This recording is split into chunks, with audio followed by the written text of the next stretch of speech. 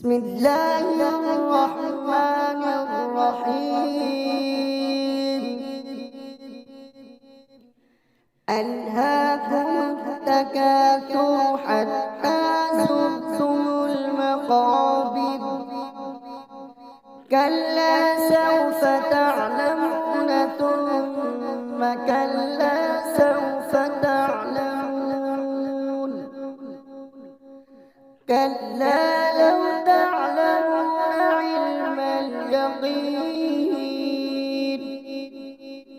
لترون الجحيم ثم لترونها عين اليقين ثم لتسألن يومئذ عن النعيم.